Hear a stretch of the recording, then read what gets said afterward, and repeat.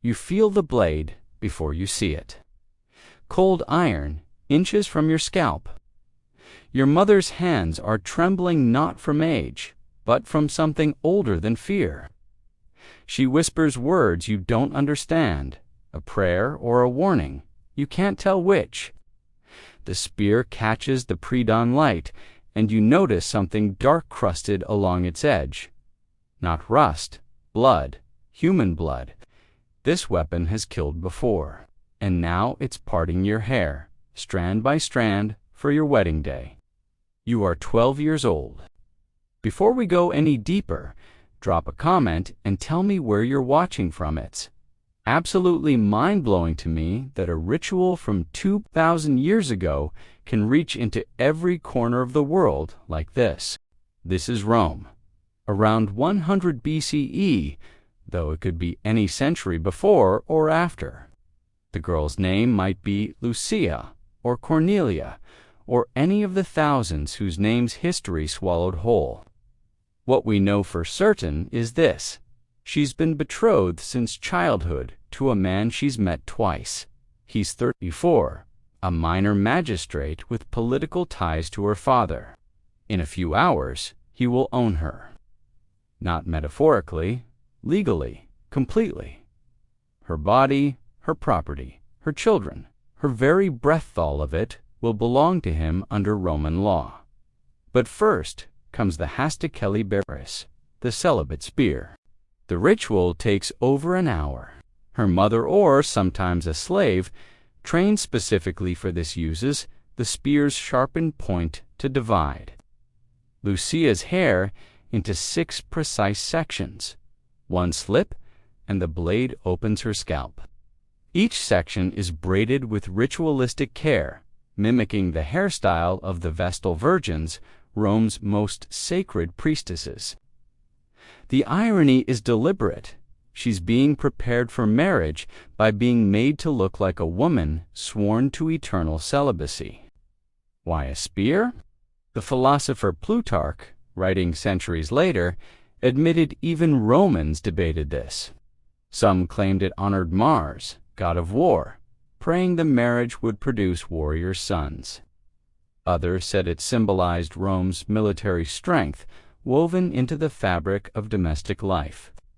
But Plutarch recorded another explanation, one that cuts closer to the bone.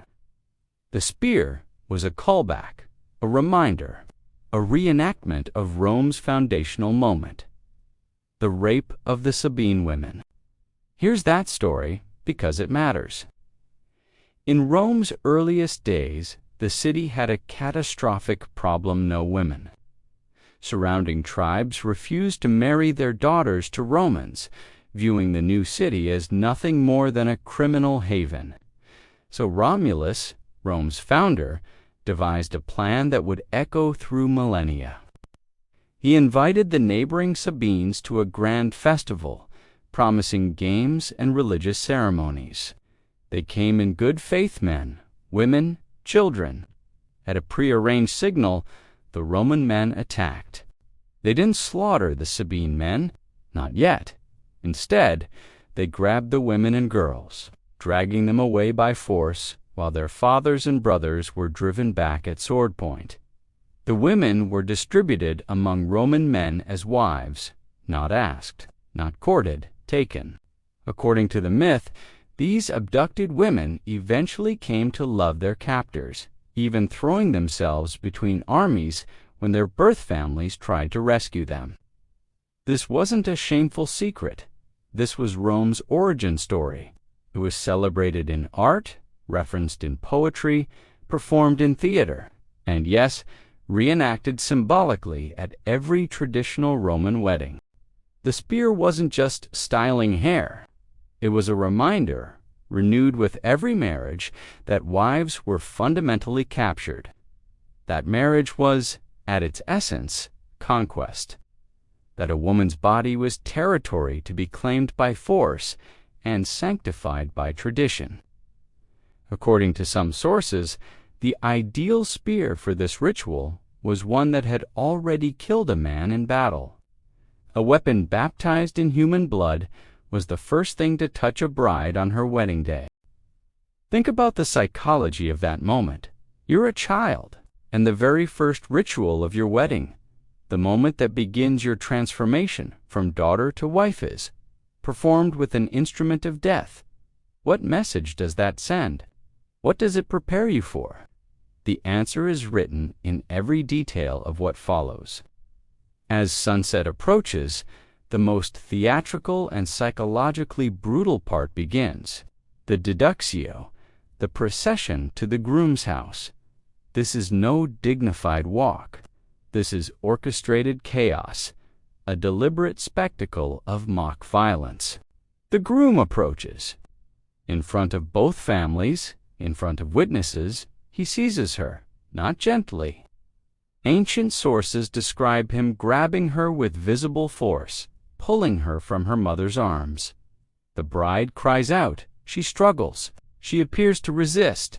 Roman writers claimed this was ritualistic, that the bride's resistance was meant to appease the household gods of her birth family, to assure them she wasn't leaving willingly. But here's the question that should haunt us. When does performance become reality? When does ritual fear become actual terror? If you're a 12-year-old girl being grabbed by a stranger 3 times your age while your mother screams, at what point does your brain stop distinguishing between theater and trauma? The procession that follows is a carnival of intimidation. Torchbearers lead the way, not subtle candles, but massive flaming torches turning Roman streets into tunnels of flickering shadow. Flute players walk alongside, their music high-pitched and otherworldly, and surrounding the bride and groom is a crowd, friends, family, hired celebrants, random citizens drawn by spectacle. They sing. These are called fescennine verses, obscene, sexually explicit songs and chants, specifically designed to be as lewd as possible. The official reason: to ward off evil spirits with vulgarity. But imagine being that bride, being marched through the streets, while a mob of people, many of them stranger, shouts increasingly graphic descriptions of what's about to happen to your body once you reach that house.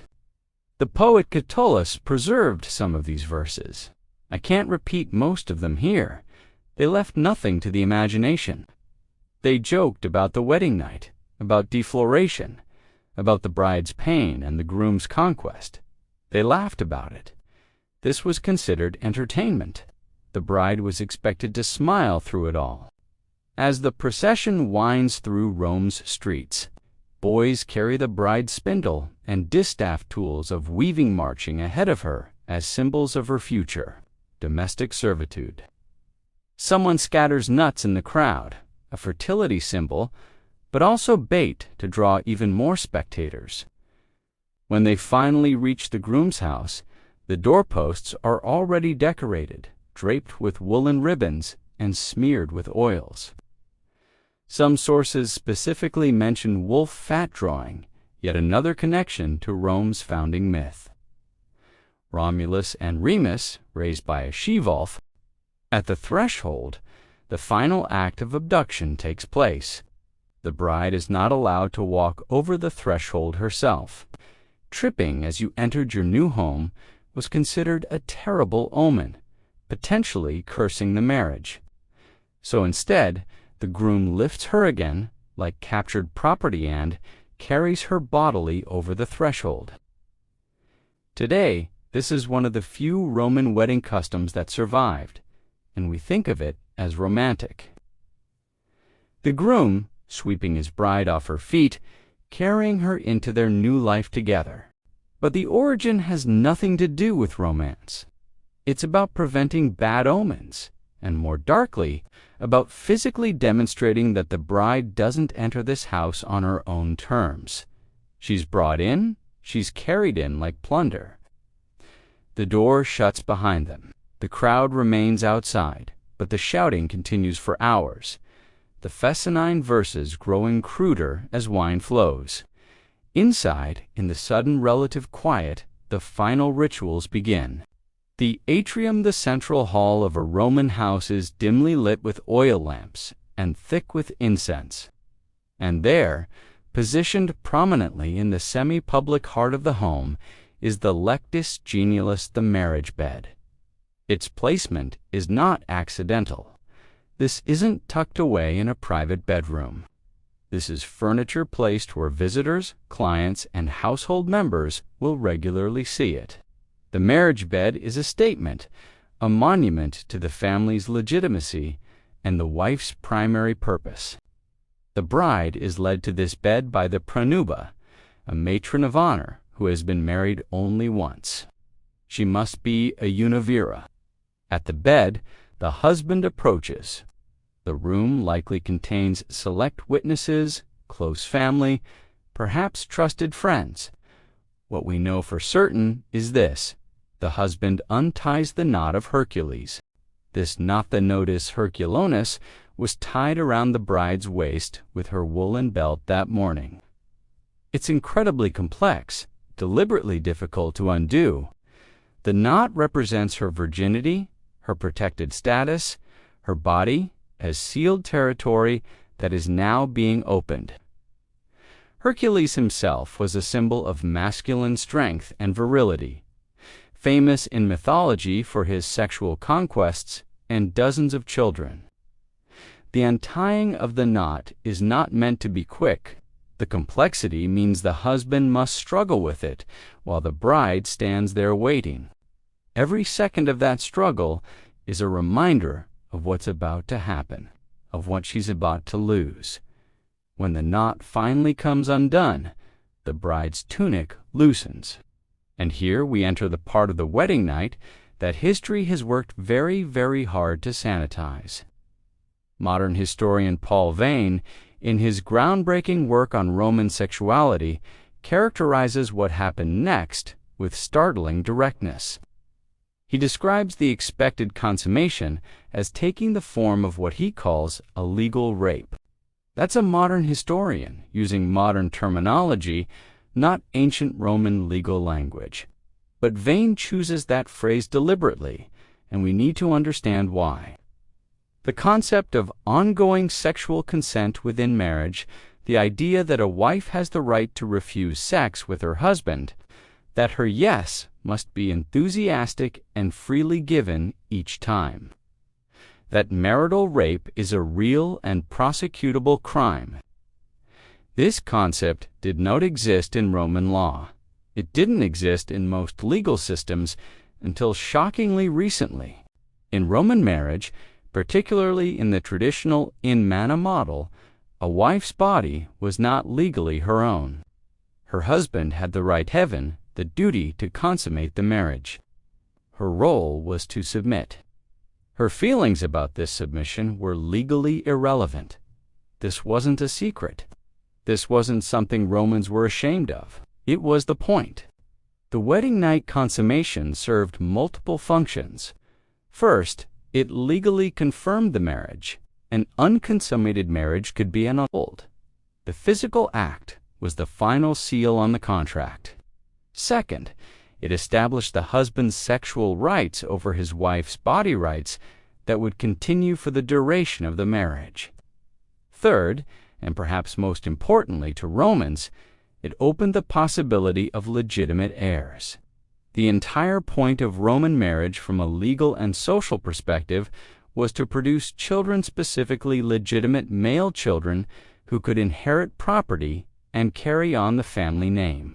The bride's virginity was crucial because it ensured that any child she bore could be unquestionably attributed to her husband. Her value as a bride was directly tied to her unopened status, her body as unmarked territory.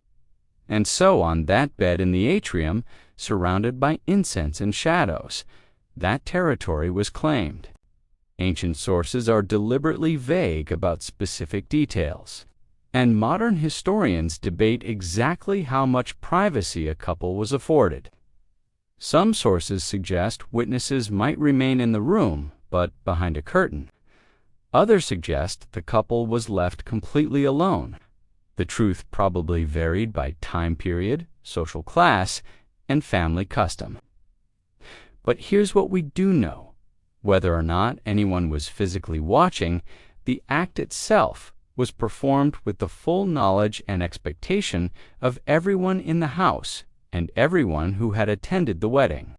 For the bride, this first sexual experience would have been many things.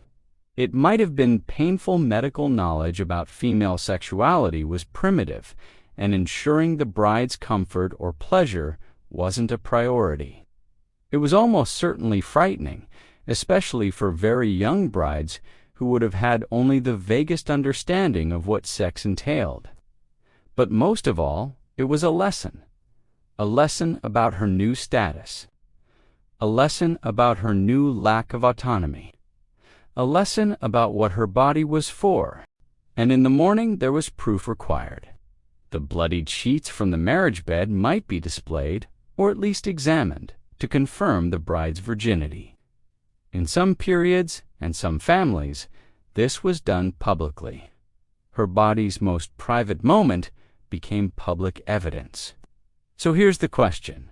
If these rituals were performed openly, celebrated publicly, and woven into the very fabric of Roman society, why don't we hear about them more? Rome didn't try to erase this history.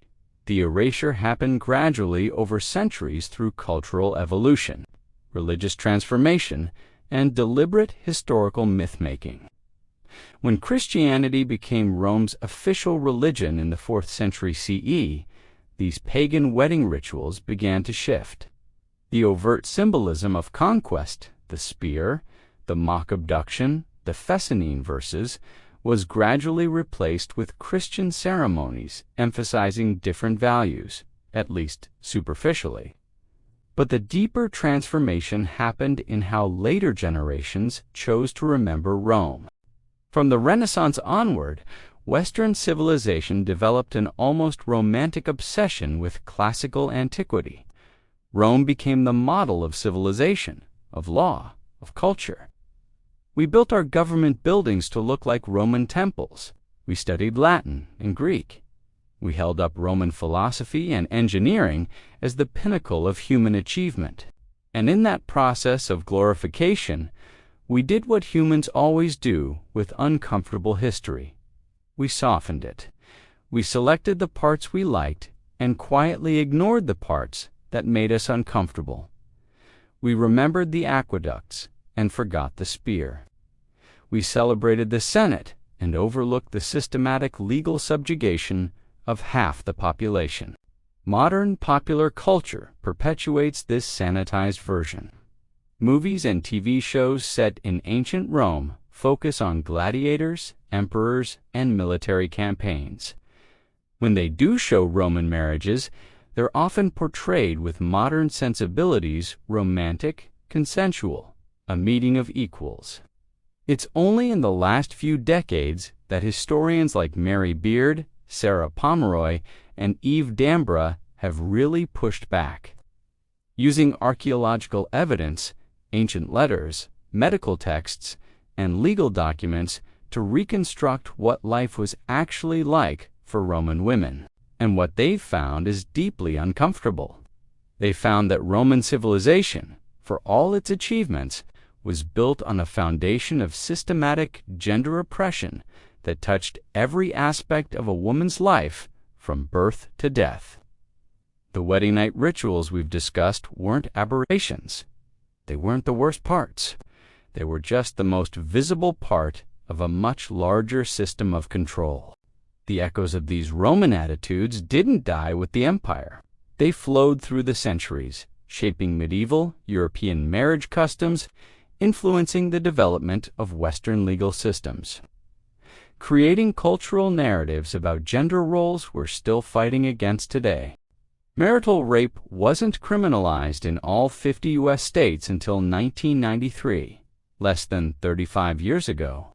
The idea that a woman's primary value lies in her virginity before marriage and her fertility within it still shapes cultural attitudes across the globe.